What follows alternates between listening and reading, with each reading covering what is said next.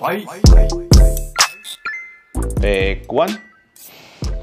Hey team, welcome back. My name is Mike and this is the channel where I get updates on tech and lifestyle. Today is very exciting and a quick video, hopefully less than 3-4 minutes. Okay, let's get into it. JG sent over a new device for me to check out. This is the Cam Snap. As you guys may know, you saw the thumbnail already. So JG is a place where I usually get a lot of stuff fast. Sometimes on the day ko siya nakuha, minsan the next day kuha ko na siya kagad. They have a lot of items actually, photography, video, light, cables, and chargers. Ang dami, no? You guys should check out JG. But for now, let's talk about yung Cam Snap that they sent over. This is actually distributed by JG Superstore. So ito yung product niya. Let me just read to you yung mga features niya, okay? So, screen-free digital camera. So wala siya talagang screen. When you take a shot, or take a photo, wala. Okay? Eco-friendly and reusable. Yes. 500 photos per charge. It comes pre-installed with a memory card already. So wala ka ng problema. Just charge it, point it, shoot it, and then you're good to go. Tapos ang result ng mga photos ito would be the vintage style of photos. So if you guys remember, meron tayong mga disposable cameras before where you just, not just disposable actually, mga regular camera na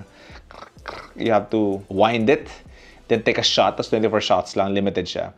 But this one, up to 500. May memory card siya. So para siyang very classic, very vintage vibe ang makukuha mo siya. Which I really like. Kasi gusto ko ng camera na point and shoot lang. Screen-free digital camera. At Cam Snap, we are committed to creating products that inspire adventure, faster creativity, and encourage people to unplug and experience the world around them. I feel that sometimes. Kasi sometimes, when we take a photo, we have to check it kagad, diba, if it's nice or not. Pero parang nawawala ka na doon sa moment of just taking photos. Tapos you just wait and see if the photos were good or not. Pero that's part of the memory. That's part of the excitement then before. Hintay mo ma-develop yung mga shots mo on film before. So I'm really liking this. It has that, takes me back, no? Very vintage like ng mga kabataan days ko. Pero this is the camera. I chose yellow, but let me put that on the side first. It comes with a charger as well na Type-C. Na hindi ko na siya binuksan kasi yung mga charger ng cellphone ko, Type-C to Type-C. So very future-proof in a way. May mga instructions which I did not read anymore. Kasi siguro naman alam natin to pa-operate. This is the camera. I chose yellow kasi it has that Kodak yellow vibe. Vintage style looking camera. If at first it's very light. Akala mo toy camera lang siya, but it takes decent photos. So I think this one has an 8 megapixel sensor already. So decent shots kasi meron din siyang flash. So may off button siya dito. May off, on, at saka may flash siya. Not sure if you guys can see it somewhere here. So if you put it in the middle, that is the regular photo. Yan, if you hear that, may sound guide din siya. Tapos, there's also a flash version. Ito. Cool din, no? Liwanag niya, actually. So, tapos makikita nyo, yung shots ko is 337 na. Madami-dami na. I've been taking this around. And I want to check out yung result nito if I take shots sa nature or outdoors. Wala pa, mostly indoors lang siya or sometimes at night. It's quite cool, no? Meron siyang speaker dito para marinig mo if you're taking shots or okay na siya. Tapos dito, sa screw sa baba is you can adjust yung date mode niya. And nandito rin yung memory card actually. You just have to screw it off kasi meron siyang mode and up and down para ma-adjust mo lang yung date. Kasi this date, nalalagay siya dun sa data or metadata ng images mo. Wala lang time, pero still, may date na rin siya. And also at the bottom, you have yung Type-C charging port niya. So, dito yung Type-C charger niya. Ayan na siya. Plug it in. Any Type-C charger can work with this one. That is basically it. Meron siyang parang dent dito na bilog para nandun yung thumb mo while you're taking photo. There's also a provision na pwede mo siyang gawing parang necklace or nakasabit lang siya sa'yo. You won't even feel yung weight ito. Very pocketable siya. Tapos you can just take it out, tapos take photos, and then you're good to go. Ganun lang siya kasimple.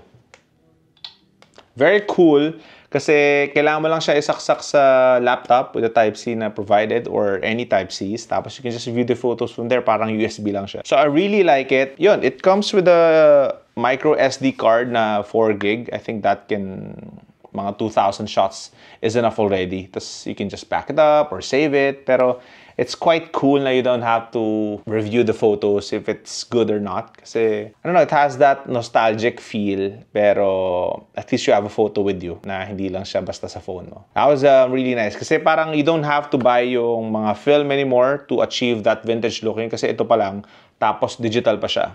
So I think that's for those who enjoy something like this na medyo mas simple at medyo mas cool din. Medyo has that vintage feel pero modern, antique, digital na. So that's pretty cool na you don't have to develop pa yung mga photos with you guys. Pero ito, everything is digital na rin, and with Type-C pa siya, tapos may sound and may flash pa siya. Tapos it's really, really nice. So, ang tip ko lang is if you're gonna take a photo, after you take a shot, don't move yet, siguro for half a second para lang to make sure na hindi siya walang blurriness into it, no? And if you hold longer, it's gonna take multiple shots. See? So even with the flash, even if you just hold it longer. So tuloy-tuloy lang siya. So be careful lang when you hold it a bit longer. Kasi magtutuloy-tuloy siya na shots. So marami din siyang colors na available. So they have red, brown, pink, green, white, black, blue, and meron din siyang parang Tiffany blue color. And actually, there's a lot of accessories that goes with this. If you check yung JG Superstore na website, each camera nito is around, I think this is around 4,000 then, 4,500.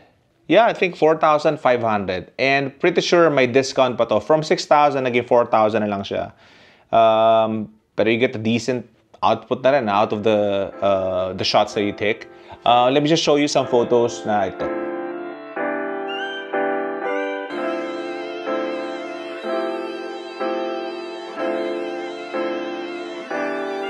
So that is it, and you guys should also check out the accessory that goes with the Cam Snap. They have a really nice bag for I think 1,200. They also have a Cam Snap wrist cable na at the same time charging na rin siya. So ready. And there's also a waterproof digital cover for the Cam Snap, which is very interesting. Ayan siya. I'll flash it on screen para makita nyo.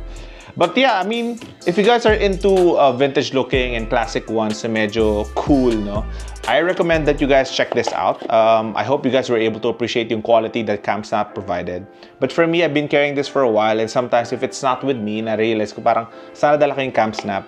Kasi it's not us being able to post it kagad, but it's more of like living in the moment and appreciating what you guys have at that moment, and you just want to capture it. And using this, I don't have to think about anymore the results. I just have to take photos of it and be in the moment and, you know, be with friends who, kung saan man, no?